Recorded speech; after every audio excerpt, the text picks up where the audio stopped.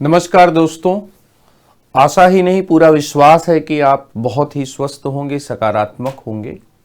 आज का topic ethics के केस स्टडी के 2020 में आईएएस मुख्य परीक्षा में पूछे गए एक प्रश्न के मॉडल उत्तर के बिंदुओं को लेकर है। जो केस स्टडीज के प्रश्न पूछे जाते हैं उन प्रश्नों को लेकर विद्यार्थियों में एक दुविधा यह मौजूद होती है कि उनमें उत्तर लिखते समय किन बातों का ध्यान रखें और उत्तर लिखते समय किन बिंदुओं का अपने उत्तर में समावेश करें। तो सबसे अच्छा तरीका यही होता है कि किसी केस स्टडी को लेकर आपको ये बताया जाए कि आपको अपने उत्तर में किन बिंदुओं का समावेश करना चाहिए।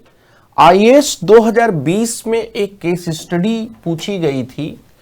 परमल नाम के एक छोटे अविकसित जिला और उसमें अमरिया नाम के एक कस्बे और नूरी नाम के गांव और अनिल नाम के एक व्यक्ति जिसके प्रयासों से वहां पर बहुत बड़ा परिवर्तन होता है।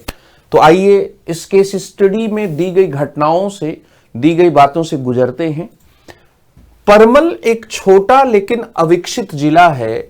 यहां की जमीन पथरीली है जो कृषि योग्य नहीं है। Point to be noted, case study की शुरुआत कहां से होती है? परमल नाम के एक जिले से, जहां की जमीन, और ये क्या है, छोटा डिस्ट्रिक्ट है।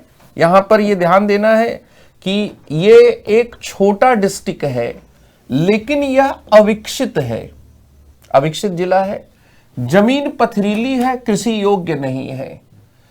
यद्यपि थोड़ी सी जीविका कृषि जमीन के छोटे टुकड़े पर भी की जाती है, मतलब थोड़ी बहुत खेती की जाती है। क्षेत्र में पर्याप्त वर्षा होती है और सिंचाई की एक नहर वहां से बहती है। अमरिया अब यहां पर एक जगह, तो यहां पर एक डिस्ट्रिक्ट की बात, अमरिया एक मध्यम श्रेणी का शहर है जो कि इस जिले का प्रशासनिक केंद्र है। भारत में कुछ ऐसे भी जिले हैं जिनके डिस्ट्रिक्ट का नाम अलग है, डिस्ट्रिक्ट हेडक्वार्टर अलग जगह पर है। तो यहां पर यह भी कि जो परमल जिले का एडमिनिस्ट्रेटिव सेंटर है वो अमरिया है और यहां एक बड़ा जिला अस्पताल, एक औद्योगिक प्रशिक्षण संस्थान, कुछ निजी कौशल प्रशिक्षण केंद्र हैं, इसके बारे में बात की गई। एक जिला मुख्यालय की सभी सुविधाएं यहां पर उपलब्ध हैं। एक जिला मुख्यालय है जिसकी सुविधाएं यहां पर उपलब्ध हैं और अमरिया से लगभग 50 किलोमीटर दूर एक मुख्य रेलवे जो लाइन है वह रेलवे लाइन यहां पर क्या है, गुजरती है। तो अमरिया के बारे में जो परिचय है वो परिचय क्या है कि डिस्ट्रिक्ट हेडक्वार्टर है, जिला अस्पताल है, इंडस्ट्रियल ट्रेनिंग यूनिट्स हैं, निजी कौशल के प्रशिक्षण केंद्र है और जिला मुख्यालय की जितनी सुविधाएं हैं वे सुविधाएं यहां पर उपलब्ध हैं। अमरिया से लगभग 50 किलोमीटर दूर एक मुख्य रेलवे लाइन गुजरती है। इसकी कमजोर संयोजकता यहां पर किसी भी प्रकार के बड़े उद्योग के अभाव का मुख्य कारण है। कनेक्टिविटी की क्या है, प्रॉब्लम है और कनेक्टिविटी की प्रॉब्लम की वजह से यहां पर क्या है कि बड़े उद्योग क्या है, नहीं बैठ पाए हैं। नए उद्योग को बढ़ावा देने के लिए राज्य सरकार ने 10 वर्षों का करावकाश, टैक्स हॉलिडे क्या है, दे रखा है। तो यहां पर अब आपके सामने दो ऐसे सेंटर्स के बारे में आपको जानकारी दी गई। अब इसमें कि वर्ष 2010 में अनिल, एक उद्योगपति ने विभिन्न लाभों को लेने के लिए नूरा गांव में, जो कि अमरिया से 20 किलोमीटर दूर है, अमरिया प्लास्टिक वर्क्स स्थापित करने का निर्णय लिया। एपीडब्ल्यू, अमरिया प्लास्टिक वर्क्स की स्थापना नूरा गांव जो अमरिया से 20 किलोमीटर दूर है वहां पर स्थापित करने का निर्णय लिया गया। जिस समय इस फैक्ट्री का निर्माण हो रहा था तब अनिल ने आवश्यक मुख्य श्रमिकों को रोजगार देकर उन्हें अमरिया के कौशल प्रशिक्षण केंद्रों में प्रशिक्षित करवाया। देखिए, सबसे पहले क्या है, रोजगार दिया गया और रोजगार देकर फिर क्या है, कौशल प्रशिक्षण जो केंद्र हैं उन केंद्रों में प्रशिक्षित करवाया गया। उसके इस कृत्य से, उसका जो एक कृत्य था, मुख्य श्रमिक एपीडब्ल्यू के प्रति बहुत वफादार हो गए। एक तो है कि यहां पर क्या है, काम भी दिया और ट्रेनिंग भी दिलवाई, तो वफादार हो गए।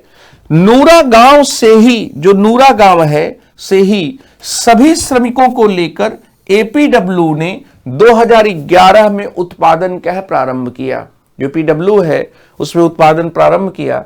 अपने घरों के पास ही रोजगार प्राप्त करके गांव वाले बहुत खुश थे और मुख्य श्रमिकों ने उन्हें उत्पादन के लक्ष्यों को उच्च गुणवत्ता के साथ पूरा करने के लिए प्रेरित किया।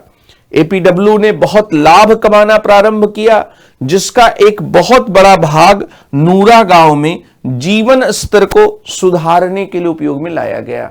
अब देखिए कुछ पॉजिटिव चीजें यहां पर हो रही हैं कि 2011 में उत्पादन प्रारंभ हुआ और जो रोजगार जिनको मिला था, गांव के जो लोग थे वो बहुत खुश थे और इसके वजह से उच्च गुणवत्ता के साथ पूरा काम करने के लिए प्रेरित किया। लाभ भी कमाया गया और लाभ का एक बहुत बड़ा भाग अपने गांव की बेहतरी के लिए यहां पर रखा गया। फिर इसके साथ ही 2016 तक नूरा गांव एक हरा भरा गांव होने के साथ साथ गांव के मंदिर के पुनर्निर्माण पर गर्व कर सकता था। नूरा गांव में गांव के मंदिर का निर्माण हुआ। स्थानीय विधायक से संपर्क साधकर अनिल ने अमरिया जाने के लिए गांव से बस सेवाओं की निरंतरता भी बढ़ा दी। और भी पॉजिटिव चीज हो रही है कि गांव से जो बस सेवाओं की निरंतरता है वह बढ़ाई गई। सरकार ने नूरा गांव में एपीडब्ल्यू द्वारा निर्मित भवनों में एक प्राथमिक स्वास्थ्य केंद्र और प्राथमिक विद्यालय भी खोल दिया। अपने सीएसआर कोष का उपयोग करते हुए एपीडब्ल्यू ने महिला स्वयं सहायता समूह स्थापित किए।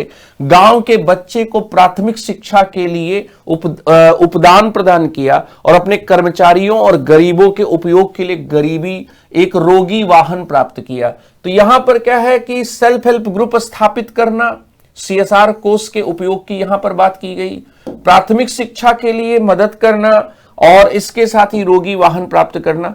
2019 में एपीडब्ल्यू में एक छोटी सी आग लगी। चूंकि फैक्ट्री में अग्निशमन सुरक्षा की उपयुक्त व्यवस्था थी, इसलिए आग को शीघ्र बुझा लिया गया। नोटिस करने वाली बात है कि फैक्ट्री गांव की है, लेकिन वहां पर भी अग्निशमन सुरक्षा की पर्याप्त व्यवस्था है। जांच में पता चला कि फैक्ट्री अपनी अधिकृत क्षमता से अधिक बिजली का उपयोग कर रही थी। इसे शीघ्र ही सुलझा लिया गया। अगले वर्ष देशव्यापी लॉकडाउन के कारण उत्पादन की आवश्यकता में 4 महीनों के लिए गिरावट आ गई। लॉकडाउन लगा और उत्पादन की आवश्यकता की वजह से गिरावट आ गई। अनिल ने निर्णय किया कि सभी कर्मचारियों को नियमित रूप से भुगतान किया जाएगा। उसने कर्मचारियों को वृक्षारोपण और गांव के प्राकृतिक वास को सुधारने के लिए काम लिया। एपीडब्ल्यू ने उच्च स्तरीय उत्पादन और अभिप्रेरित श्रमिक बल की ख्याति अर्जित की। एपीडब्ल्यू की कहानी का आलोचनात्मक परीक्षण कीजिए और अंतर्निहित नीतिपरक मुद्दों का उल्लेख कीजिए। क्या आप एपीडब्ल्यू को पिछड़े हुए क्षेत्रों के विकास के लिए आदर्श मॉडल के रूप में देखते हैं? कारण बताइए। 250 शब्दों में आईएएस 2020 के इस केस स्टडी का आपको आंसर लिखना है। अगर आप देखेंगे तो ये लंबी चौड़ी जो केस स्टडी है, ये केस स्टडी कुछ मामले में चुनौतीपूर्ण है। इसका जो इंग्लिश वर्जन है कि Parmal is a small but under developed district, it has rocky terrain that is not suitable for agriculture, though some subsistence agriculture is being done on small plots of land. The area receives adequate rainfall and has an irrigation canal flowing through it. Amaria, its administrative center, is a medium-sized town. It houses large district. It has all the facilities of district headquarters. A trunk railway line passes approximately 50 kilometers from Amaria. Its poor connectivity is a major reason for the absence of any major industry therein. The state government offers a 10 years tax holiday as an incentive to new industry. In 2010, Anil, an industrialist, decided to take benefits to set up Amaria Plastic Works in Noora village about 20 kilometers from Amaria. While the factory was being built, Anil hired the required key labor and got them trained at the skill training centers at Amaria. This act of his made the key personnel very loyal to APW. ये पूरी जो जानकारी है, ये जानकारी वैसे ही क्या है दी गई है। और इस जानकारी के बाद लास्ट में आप देखेंगे कि APW had developed A reputation of high quality production and motivated workforce.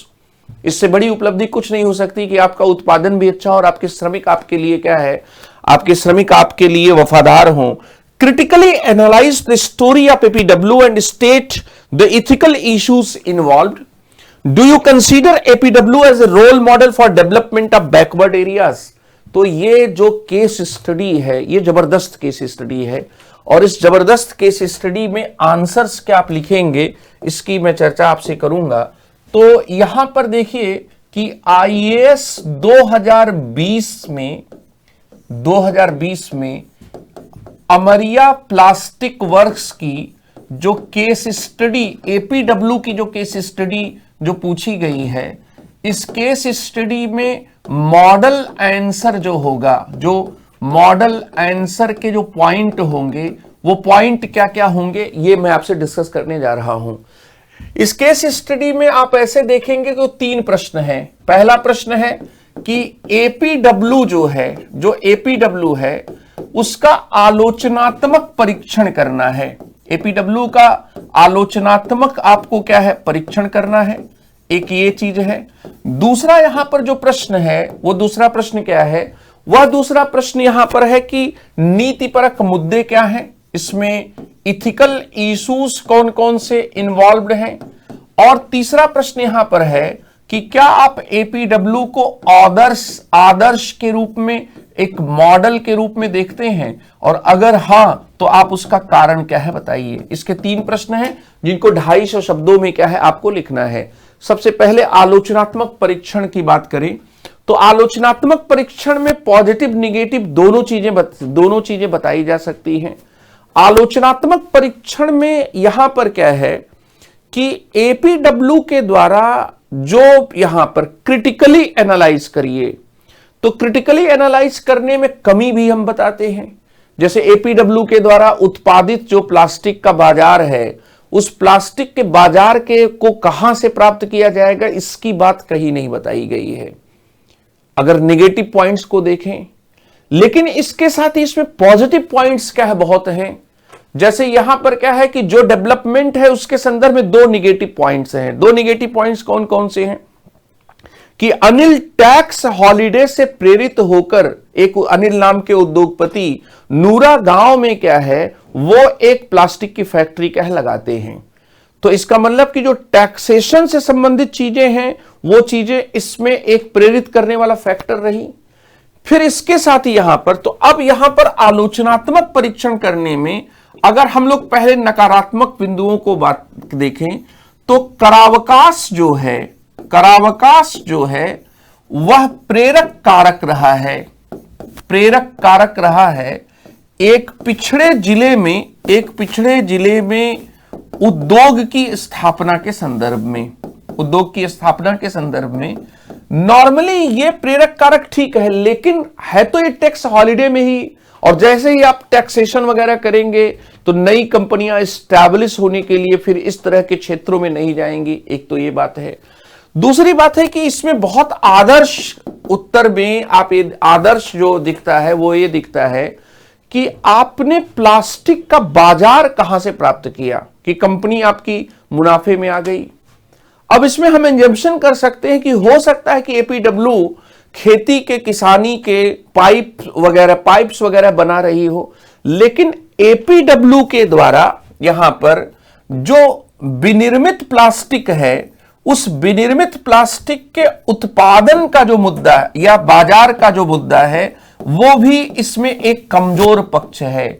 लेकिन इसमें सकारात्मक पक्ष बहुत अच्छे हैं। सबसे पहला सकारात्मक पक्ष ये है कि कोरोना जैसी आपदा का लॉकडाउन जो लगाया गया, इसमें जिसका उल्लेख है, तो कोरोना जैसी आपदा का इसने सफलतापूर्वक क्या है सामना किया। तो ये दोनों क्या है, ये दोनों नेगेटिव पॉइंट है क्रिटिकली एनालाइज में। एक और नेगेटिव पॉइंट यहां पर हम ये कह सकते हैं कि जो एक पिछड़े जिले का जो डेवलपमेंट का मॉडल यहां पर देखा गया वो प्लास्टिक जैसे नॉन बायोडिग्रेडेबल चीज की वजह से क्या है देखा गया। तो यहां पर हम लोग ये भी कहेंगे कि जो प्लास्टिक है, इस प्लास्टिक जैसे जो नॉन बायोडिग्रेडेबल चीज है, इस नॉन बायोडिग्रेडेबल चीज के लिए क्या है यहां पर मॉडल क्या है खोजा गया। लेकिन इसके साथ ही कोरोना जैसी आपदा का सफलतापूर्वक सामना करना, यह इस केस स्टडी का सबसे अच्छा पक्ष है। लॉकडाउन के बावजूद भी श्रमिकों को अपने गांव में ही काम देना और लॉकडाउन में उत्पादन के गिर जाने के बावजूद भी, खपत नहीं होने के बावजूद भी, कि सबको क्या है नियमित वेतन देते रहना, ये इस केस स्टडी का सबसे अच्छा पार्ट है। तो यहां पर क्या है कि कोरोना जैसी आपदा के आने के बाद भी, कोरोना जैसी आपदा के बाद भी लॉकडाउन जो है, लॉकडाउन का क्या है, लॉकडाउन का बेहतर तरीके से सामना करना, और इस बेहतर तरीके से सामना करने में दरअसल हम लोग ये कहेंगे कि जीवन और जीविका दोनों तरह के जो यहां पर मुद्दे हैं, उन मुद्दों को क्या है सुलझाया गया। दूसरी बात है कि इसमें जो विकास का मॉडल था, वो विकास का मॉडल इसमें शहर केंद्रित ना होकर गांव आधारित दिखता है। तो यहां पर हम लोग ये कहेंगे कि जो इसमें विकास का जो मॉडल है, वह विकास का मॉडल जो है वह मॉडल शहर आधारित न होकर दरअसल क्या है ये गांव आधारित दिखता है। और ये एक बहुत अच्छी चीज इसमें है। एक और बात यहां पर है कि जब आप डेवलपमेंट के बारे में पढ़ते हैं तो भारत जैसे देशों के संदर्भ में डेवलपमेंट के सामने दो चैलेंजेस हैं। भारत जैसे देशों के सामने या जो अल्प विकसित देश हैं उनके सामने एक चुनौती तो ये है कि विकास का जो लाभ है वो सभी तक क्या है पहुंचा सके। विकास का जो लाभ है वो सभी तक पहुंचाने की जो चुनौती है, सभी तक पहुंचाने की जो चुनौती है, ये क्या है एक मुद्दा है। और इस मुद्दे का समाधान जो है वो इंक्लूसिव डेवलपमेंट की धारणा के द्वारा, समावेशी विकास की धारणा के द्वारा, या जिसको इंग्लिश में कहते हैं इंक्लूसिव डेवलपमेंट की धारणा के द्वारा इस चुनौती का क्या है सामना किया जाता है। दूसरी बात यहां पर यह है कि विकास के होने से पर्यावरण को नुकसान पहुंचता है। तो यहां पर क्या है कि पर्यावरण संरक्षण की भी चुनौती है, पर्यावरण जो है उसके संरक्षण की चुनौती है। और विकास और पर्यावरण के बीच के तनाव का समाधान करने के लिए इसीलिए टिकाऊ विकास या सतत विकास की जो अवधारणा है, उस सतत विकास की अवधारणा को क्या है आगे बढ़ाया गया। अगर आप इसको देखेंगे, ये जो केस स्टडी है, उस केस स्टडी में दरअसल यहां पर क्या है ये दोनों चीजें आपको दिखाई पड़ेंगी। अर्थात यहां पर हम लोग ये कहेंगे कि इस केस स्टडी में एक तो विकास का मॉडल शहर आधारित न होकर गांव आधारित है। दूसरी बात यहां पर है कि विकास के समावेशी विकास के साथ साथ इसमें एक इको ऐसी भी आती है जिसको हम लोग ये कह सकते हैं कि जो सतत विकास या टिकाऊ विकास की जो अवधारणा है, उस अवधारणा से क्या जुड़ा हुआ है। तो छठवां पॉइंट यहां पर आलोचनात्मक परीक्षण में यह है कि यह समावेशी विकास, क्योंकि यह कमजोर वर्गों को लाभ पहुंचाने के एक उद्योगपति के दृष्टिकोण को प्रतिध्वनित करता है। तो कमजोर वर्गों को विकास के दायरे में लाने के उद्देश्य को क्या प्रतिध्वनित करता है। इसलिए इसमें समावेशी विकास का क्या है एक मॉडल क्या है दिखता है। और इसके साथ ही पर्यावरण संरक्षण की जो बात है, लॉकडाउन के दौरान जो गांव के संदर्भ में क्या है, जो गांव के संदर्भ में जो मुद्दे हैं, उनमें आप देखेंगे कि उनके प्राकृतिक वास को बनाए रखने के जो प्रयास दिखाए जाते हैं, गांव को हरा भरा करने के जो प्रयास दिखाए इसमें दिखाए गए हैं। तो यहां पर हम लोग ये भी कहेंगे कि यह जो मॉडल है, इस मॉडल में पर्यावरण संरक्षण की भी क्या है, प्रवृत्ति है।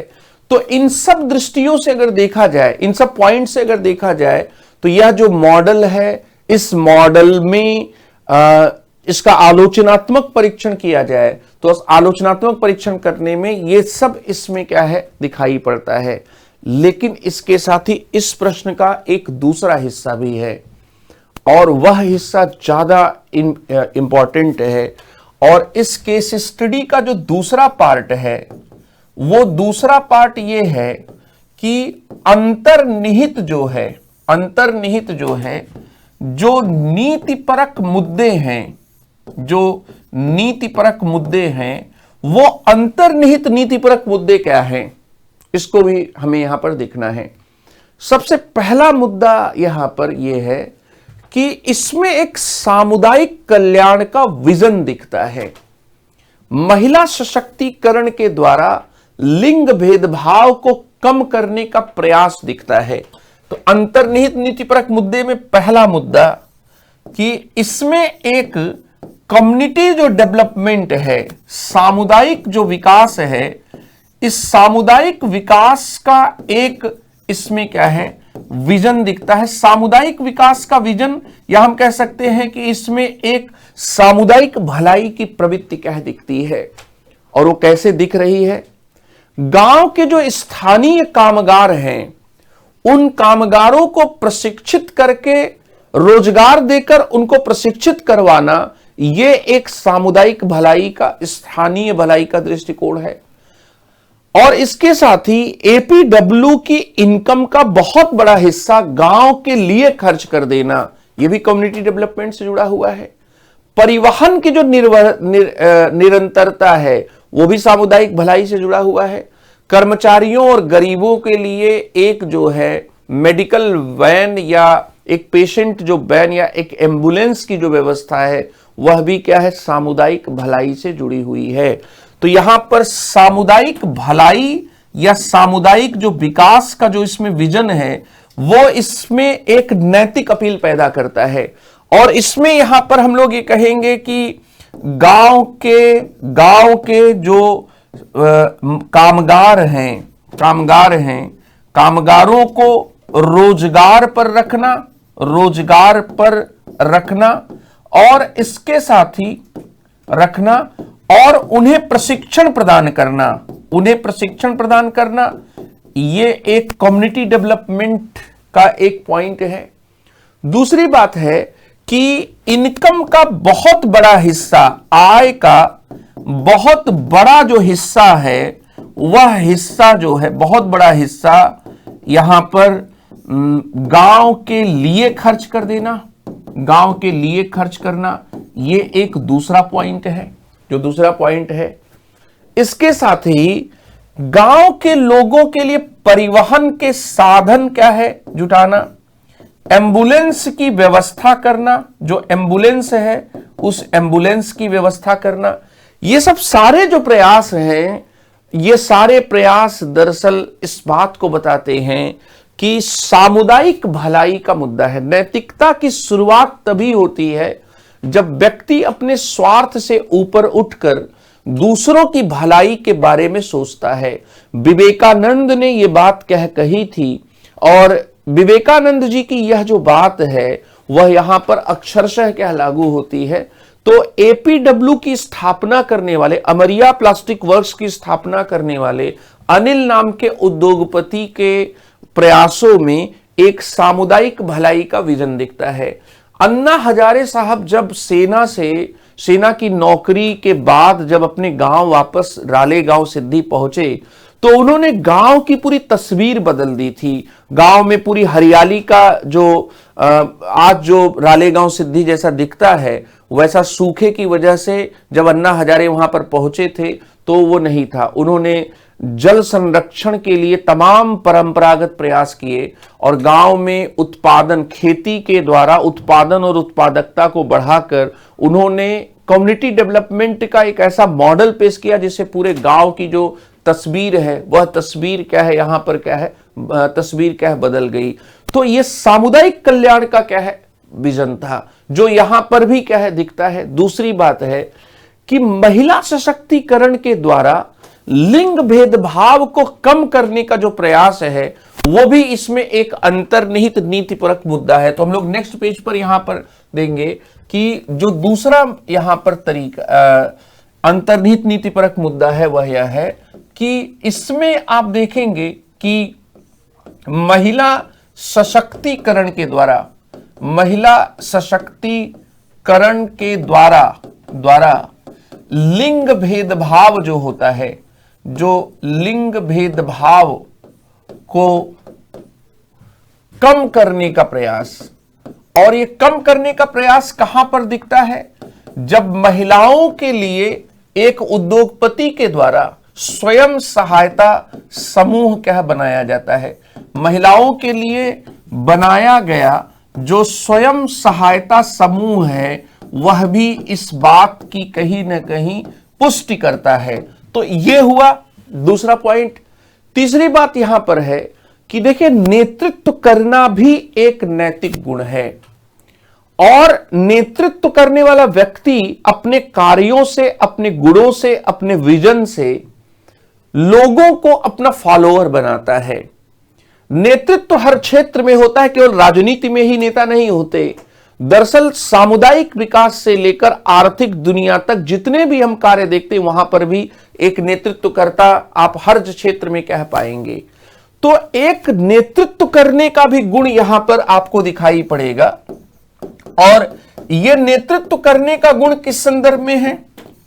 यह जो नेतृत्व करने का गुण है कि एक ऐसा विजन जिसमें एक छोटे अविकसित जिले के दूरवर्ती गांव को, जिसकी संयोजकता बहुत खराब है, उसको विकसित करना।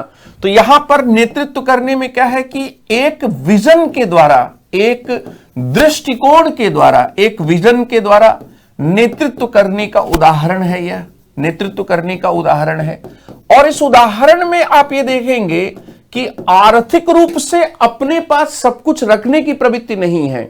तो एक विजन क्या था कि एक अविकसित जिले के गांव को क्या है, गांव को विकास के रास्ते पर क्या ले आना, विकास के रास्ते पर ले आना, यह भी इसमें क्या है, एक नैतिक मुद्दा है। फिर इसके साथ ही इसमें एक नवाचार भी है, इसमें एक इनोवेशन भी है, और वो इनोवेशन यहां पर दिखता है कि आमतौर पर लोग स्किल्ड लोगों को ही रोजगार देते हैं। यहां रोजगार देकर स्किल्ड बनाया गया, और रोजगार देने में गांव के स्थानीय लोगों को क्या है, शामिल किया गया। तो यहां पर क्या है कि गांव के जो स्थानीय जो लोग हैं उनको क्या है, स्थानीय लोगों को रोजगार देकर प्रशिक्षण प्रदान करना, जो ट्रेनिंग प्रदान करना है, वह ट्रेनिंग भी क्या है, नवाचार को, इनोवेशन को क्या है, बताती है। फिर इसके साथ ही निगमित सामाजिक उत्तरदायित्व। देखिए, कंपनियां जो होती हैं वो अपनी सामाजिक जिम्मेदारी को नहीं निभाती रही हैं, और इसीलिए भारत में 2013 में कंपनी अधिनियम के द्वारा जो कॉरपोरेट सोशल रिस्पॉन्सिबिलिटी है उसको लीगली बाइंडिंग किया गया, मैंडेटरी किया गया। आप जानते हैं कि भारत दुनिया का इकलौता ऐसा देश है जहां पर CSR को मैंडेटरी किया गया है। और इस केस स्टडी में आप ये देखेंगे कि एक कंपनी को या एक फैक्ट्री को स्थापित करने वाला जो उद्योगपति है, वह उद्योगपति स्वयं निगमित सामाजिक उत्तरदायित्व के लिए क्या है, सचेत है।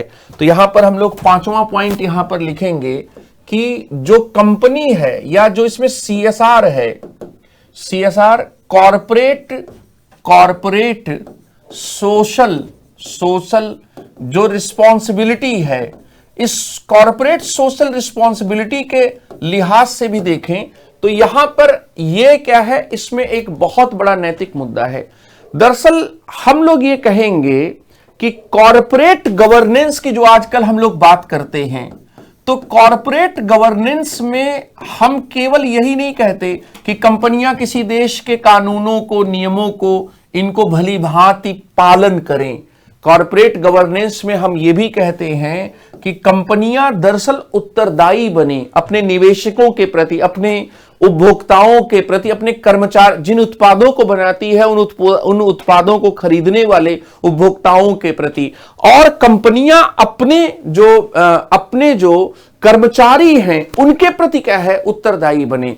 तो कॉरपोरेट गवर्नेंस के साथ साथ हम लोग सीएसआर की भी बात करते हैं, और सीएसआर में हम जिस उत्तरदायित्व की बात करते हैं उस उत्तरदायित्व जो है वो एक कंपनी के उस सामानों को खरीदने वाले उपभोक्ता के प्रति भी होता है, कंपनी के कर्मचारी के प्रति भी होता है, कंपनी के जो निवेशक होते हैं उन निवेशकों के प्रति भी होता है, और कंपनी के जो बोर्ड ऑफ डायरेक्टर्स होते हैं या कंपनी के जो चलाने वाले लोग होते हैं, कंपनी के जो प्रमोटर्स होते हैं, उन प्रमोटर्स के लिए भी क्या है, होता है। क्योंकि अगर आप उत्तरदायित्व को महसूस करते हैं तो उत्तरदायित्व तो सबके प्रति होगा। अगर आप जिम्मेदार हैं तो जिम्मेदारी एक प्रवृत्ति है, और वह जिम्मेदार व्यक्ति जो होता है हर क्षेत्र में जिम्मेदार क्या होता है। यहां पर आप देखेंगे कि कंपनी अपने कर्मचारियों के प्रति ही नहीं, कंपनी अपने समाज के प्रति भी, जिस समाज में वो खड़ी है वहां पर भी क्या उत्तरदायी है। And that is the touching point. ये बहुत टचिंग पॉइंट है कि इसमें एक बहुत आदर्श किस्म का उदाहरण भी लिया गया है। ये है, इसके साथ ही कंपनी के संचालन में, फैक्ट्री के संचालन में कमजोर वर्गों के प्रति करुणा, कंपैशन टुवार्ड्स वीकर सेक्शन की अवधारणा भी क्या दिखाई पड़ती है। यह भी एक बहुत बड़ा क्या है, पहलू है। कमजोर वर्गों के प्रति जो करुणा है वह करुणा है। और डॉक्टर भीमराव अंबेडकर ये कहा करते थे, या उन्होंने संविधान सभा में कहा था कि आज से हम विरोधाभासों से भरे हुए जीवन में प्रवेश करने जा रहे हैं, क्योंकि एक तरफ राजनीतिक क्षेत्र में भारत के हर व्यक्ति को, हर नागरिक को समानता होगी, लेकिन सामाजिक और आर्थिक जीवन में गैर बराबरियां होंगी। और भारत की दुविधा, भारत की समस्या यह है कि भारत में जो मजबूत लोग हैं, जो प्राधिकृत हैं, जो प्रिविलेज्ड हैं, जिनके अच्छे कॉन्टैक्ट्स हैं, जिनके पास अच्छा पैसा है, पैरवी है, उनकी मदद करने के लिए हर व्यक्ति तैयार है। कमजोर की मदद लोग नहीं करते, और कमजोर को ही मदद की जरूरत होती है। तो ऐसी स्थिति में जो लोग समाज में कमजोर वर्गों के प्रति करुणा रखकर बिना किसी स्वार्थ से, बिना किसी अपने हित के अगर उनको आगे ले जाने का काम कर रहे हैं, तो यह भी एक बहुत बड़ा मूल्य है और बहुत वांछनीय मूल्य है। इसलिए कंपैशन टुवार्ड्स वीकर सेक्शन, कमजोर वर्गों के प्रति जो करुणा है, तो कमजोर वर्गों के प्रति जो करुणा की जो बात है, उसको भी यहां पर एक नैतिक मुद्दे के रूप में देखा जा सकता है। चाहे अपने गांव के श्रमिकों को रखने की बात हो, या फिर चाहे वो एम्बुलेंस की व्यवस्था की बात हो, या फिर गांव की कनेक्टिविटी को बढ़ाने के लिए विधायक से बात करने का बिंदु हो, इन सभी बिंदुओं पर आप देखेंगे कि यहां पर एक कंपैशन टुवार्ड्स वीकर सेक्शन क्या है दिखाई पड़ता है। और इसके साथ ही इस पूरे केस स्टडी में, प्रकरण में जो पर्यावरण है, पर्यावरण के प्रति जो संरक्षण है, वह संरक्षण क्या है दिखाई देता है। पर्यावरण के प्रति जो संरक्षण है वह संरक्षण दिखाई देता है। चाहे वो वृक्षारोपण के प्रयास हो, प्राकृतिक वास को लॉकडाउन के दौरान अपने फैक्ट्री के कर्मचारियों के द्वारा सुधारने का काम हो, हरा भरा गांव बनाने का काम हो, ये सब क्या प्राकृतिक संरक्षण के क्या उदाहरण हैं। ये सारे जो उदाहरण हैं, ये उदाहरण क्या है, ये प्राकृतिक संरक्षण के उदाहरण हैं। वृक्षारोपण का जो है, यहां पर वृक्षारोपण का जो काम है, वह काम प्राकृतिक वास को सुधारने का जो काम है, जो प्राकृतिक वास है उस वास को सुधारने का जो काम है, इसको अगर हम लोग उदाहरण के रूप में देखें। और इसके साथ ही आप यहां पर देखेंगे कि हरा भरा जो गांव है, वो हरा भरा गांव की जो अवधारणा है, वह अवधारणा भी यहां पर क्या है, इससे जुड़ी हुई है। तो पर्यावरण के प्रश्न जो संरक्षण है वह संरक्षण का भी मुद्दा है। अब इसका एक तीसरा प्रश्न है कि क्या एपीडब्ल्यू जो है, जो अमरिया प्लास्टिक वर्क्स है, एपीडब्ल्यू अमरिया प्लास्टिक वर्क्स, प्लास्टिक जो वर्क्स है, यह क्या है, यह एक विकास के मॉडल का आदर्श उदाहरण है। क्या ये आदर्श मॉडल है? तो देखिए यहां पर दो उत्तर हो सकते हैं। कुछ लोग ये कहेंगे कि नहीं, ये आदर्श मॉडल नहीं है। उनका अपना लॉजिक यहां पर हो सकता है कि प्लास्टिक का कोई भविष्य नहीं है, प्लास्टिक अंत में क्या है, प्रदूषण ही क्या है पैदा करेगा, इसलिए आदर्श मॉडल नहीं है। दूसरा यहां पर यह हो सकता है कि हां ये आदर्श मॉडल है और यहां पर क्या है कि प्लास्टिक के आधार पर या यहां पर करावकाश के आधार पर यह सारी तरक्की है, इसलिए आदर्श मॉडल नहीं हो सकता। कुछ लोगों का यह कहना हो सकता है कि हां ये आदर्श मॉडल है क्योंकि इसमें रूरल डेवलपमेंट की एक दिशा दिखती है, इसमें कम्युनिटी डेवलपमेंट की एक दिशा दिखती है और इसके साथ ही गैर कृषि योग्य जो है या इसमें पर्यावरण संरक्षण की भी क्या है एक दिशा दिखती है।